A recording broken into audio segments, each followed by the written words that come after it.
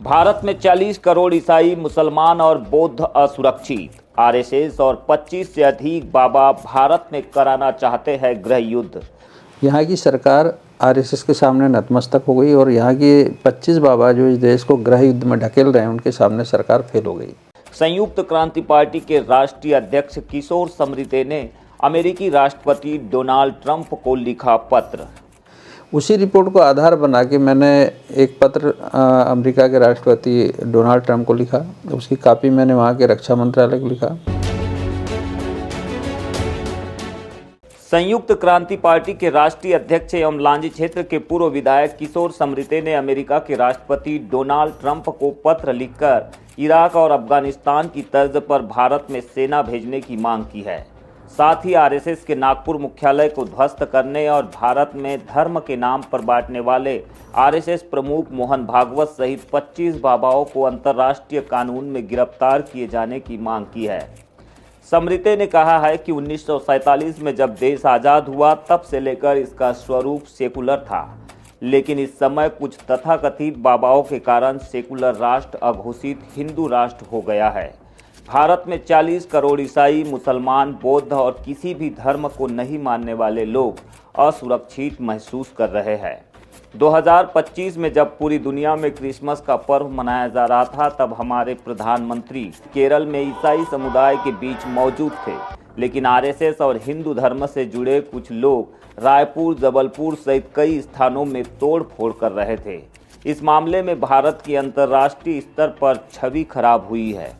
New York times में एक खबर पढ़ा होगा, तो न्यूयॉर्क टाइम्स ने एक खबर लिखा जिसमें कहा कि भारत में 140 करोड़ की आबादी में हिंदू फर्स्ट हो गया, भारत अघोषित हिंदू राष्ट्र हो गया। यहाँ की सरकार आरएसएस के सामने नतमस्तक हो गई और यहाँ के 25 बाबा जो इस देश को गृह युद्ध में ढकेल रहे हैं उनके सामने सरकार फेल हो गई। उसी रिपोर्ट को आधार बना के मैंने एक पत्र अमेरिका के राष्ट्रपति डोनाल्ड ट्रंप को लिखा। उसकी कॉपी मैंने वहाँ के रक्षा मंत्रालय को लिखा। मैंने कहा कि जिस तरह अमेरिका ने इराक के खिलाफ कार्रवाई की, अफ़गानिस्तान के खिलाफ की, अभी नाइजीरिया के खिलाफ की और अभी मदुरै निकोलस के खिलाफ जो कार्रवाई की, तो उस पूरे मामले में अमेरिका ने अपने नागरिकों को बचाने के लिए, अपनी सरकार को बचाने के लिए जो भी कार्रवाई की, बेहतर कार्रवाई है। भारत में आपने देखा होगा कि भारत के प्रधानमंत्री, भारत में लगातार हिंदूवादी संगठन, अभी पदयात्रा चल रही है, लगातार बाबा भाषण दे रहे हैं मुसलमानों के खिलाफ, ईसाइयों के खिलाफ। प्रधानमंत्री एकदम मौन है। ये सरकार आरएसएस के सामने नतमस्तक हो गई और पूरी दुनिया से इनका एक अंतर्राष्ट्रीय जो अध्यक्ष है विजय चौथाई वाला चंदा वसूली कर रहा है। 1000 करोड़ का इन्हें आरएसएस का मुख्यालय बना दिया है, नागपुर में इनका मुख्यालय, और ये पूरा नैरेटिव आरएसएस सेट कर रहा है ताकि यहाँ के जो गैर हिंदू हैं वो यहाँ पे इस देश से चले जाए या फिर वो हिंदू धर्म को स्वीकार कर लें। तो ऐसी परिस्थिति में यहाँ के करीब 40 करोड़ मुसलमान हैं, ईसाई हैं, बौद्ध हैं, वो अपने आप को असुरक्षित महसूस कर रहे हैं और दुनिया के सारे देश देख रहे हैं। चाइना भी देख रहा है और रसिया भी देख रहा है और भारत की सरकार तो कुछ कर ही नहीं रही है, बल्कि भारत की सरकार इनको प्रोटेक्ट कर रही है। किशोर समृते ने कहा है कि भारत में धर्म की राजनीति से गृह युद्ध जैसे हालात बन रहे हैं।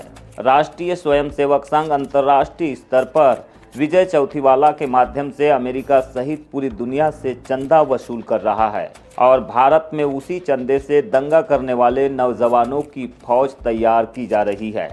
दिल्ली में आरएसएस द्वारा 1000 करोड़ का मुख्यालय बनाकर दूसरे धर्म के लोगों को आतंकित किया जा रहा है। इस कार्य में आरएसएस को 20 से 25 बाबाओं का समर्थन मिला हुआ है जो लगातार समाज को बांटने का काम कर रहे हैं। मेरा कहना, उत्तर प्रदेश का मुख्यमंत्री खुल के धर्म की राजनीति कर रहा है, बिहार की सरकार इन बाबाओं को गाढ़ा अनार दे रही है, छत्तीसगढ़ की सरकार प्लेन उपलब्ध करा रही है और बाला जो मध्य प्रदेश की सरकार जो है इनको पदयात्रा करने दे रही, भाषण करने दे रही। तो ऐसी परिस्थिति में किसके पास जाए? तो मैंने एक चिट्ठी संयुक्त राष्ट्र संघ को लिखा, एक डोनाल्ड ट्रंप को लिखा कि आरएसएस का जो मुख्यालय है दिल्ली में, इसके खिलाफ कार्रवाई करो, नागपुर में कार्रवाई करो और ये जो मोहन भागवत है, विजय चौथाई वाला और ये 20-25 बाबा, इनके खिलाफ आप अपनी डेल्टा कमांडो भेजो, इनको गिरफ्तार करो, इन सब के ऊपर अंतर्राष्ट्रीय धाराओं में मुकदमा चलाओ ताकि यहाँ के जो लोग हैं वो अपने आप को सुरक्षित महसूस करें। क्योंकि प्रधानमंत्री तो इस संगठन से डर रहा है, मतलब ये संगठन पूरी सरकार में हावी हो चुका है, पूरी सरकार इनके इशारे पर चल रही। कॉन्स्टिट्यूशन तो कुछ है नहीं इनके सामने। वो चाहता है कि यहाँ पे दुनिया में कहीं भी एक हिंदू की डेथ हो जाए तो भारत में कोहराम मचा देते हैं वो लोग। तो ऐसी परिस्थिति में अभी एक चकमा जो है वहाँ का, त्रिपुरा का, वो लड़के की हत्या हुई।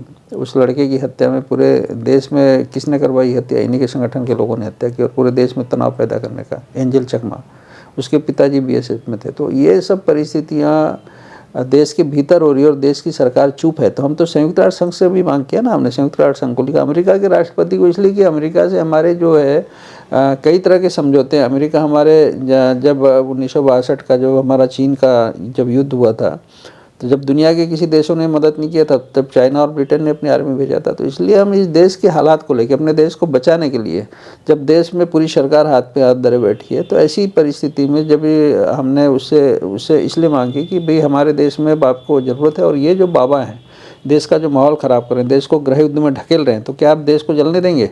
चुनी हुई सरकार फिर क्यों खामोश है? चुनी हुई सरकार कॉन्स्टिट्यूशन का ओथ लेके, शपथ लेके क्यों खामोश है? इसलिए हमने पत्र लिखा है।